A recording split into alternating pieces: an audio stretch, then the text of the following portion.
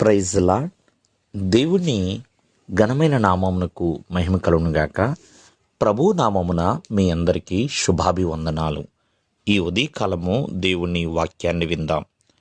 అపోస్తుల కార్యములు 7వ అధ్యాయము 34వ వచనము. ఐగుప్తులో ఉన్న నా ప్రజల దురవస్థను నేను నిదానించి చూచితిని, వారి మూలుగు వింటిని, వారిని విడిపించుటకు దిగివచ్చి ఉన్నాను.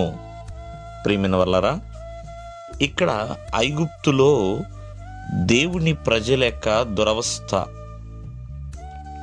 ఆ యొక్క అవస్థని దేవుడు చూచాడు, నిదానించి చూచాడు. ప్రియమైన వల్లరా, అంతేకాకుండా వారి మూలుగులు కూడా దేవుడు విన్నాడు. ఏంటి వారి యొక్క మూలుగు?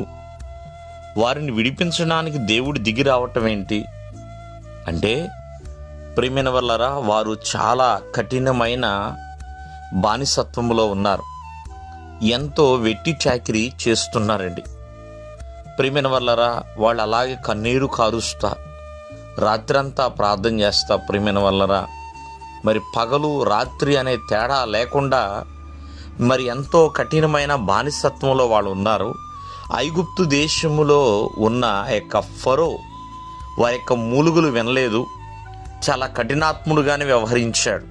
కానీ పరలోక రాజ్యములో ఉన్న ఆ దేవాది దేవుడు మాత్రము వారి యొక్క మూలుగు విని తన సింహాసనము నుండి దిగి వచ్చాడు. ప్రియమైన వర్లరా, అంటే వారు అంతగా కన్నీళ్లు కార్చారండి. ఈ రోజున చాలామంది ఎన్నో రకాల శ్రమలలో ఉండవచ్చు, ఎన్నో దుఃఖాల్లో ఉండవచ్చు. మరి కన్నీరు కార్చి ప్రార్థన చేయగలుగుతున్నావా?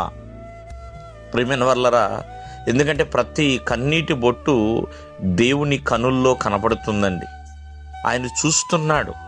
బైబిల్ గ్రంథం రాయబడుతుంది, ఆపత్కాలమున నాకు మొర్రపెట్టుము. మరి ఇశ్రాయేలు ప్రజలు మొర్రపెట్టారండి. వారి యొక్క మూలుగు, వాళ్ళ యొక్క రోదన, వాళ్ళ యొక్క వేదన ఐగుప్తు దేశంలో ఎవరికి వినబడలేదు, కానీ ఆ పరలోక రాజ్యములో ఉన్న దేవాది దేవునికి వినబడిందండి. వినబడింది కాబట్టే వారిని విడిపించడానికి దిగి వచ్చి ఉన్నాడు. ప్రియమైన వల్లరా, ఈ రోజున చాలా భయంకరమైన వేదనలోను మరి దరిద్రపు జీవితాన్ని అనుభవిస్తున్నావేమో, కానీ దేవుడు చూస్తున్నాడు. నీ కలిగి ఉన్న శ్రమ అంతటిని కూడా చూస్తున్నాడు. నీ మూలుగును దేవుడు వింటున్నాడు. ప్రియమైన వల్లరా, నిద్ర లేక మరి రాత్రంతా కూడా ఏడుస్తూనే ఉంటున్నావేమో, ఖచ్చితంగా నువ్వు మొర్రపెట్టు, ప్రార్థించు, కన్నీరు కార్చు.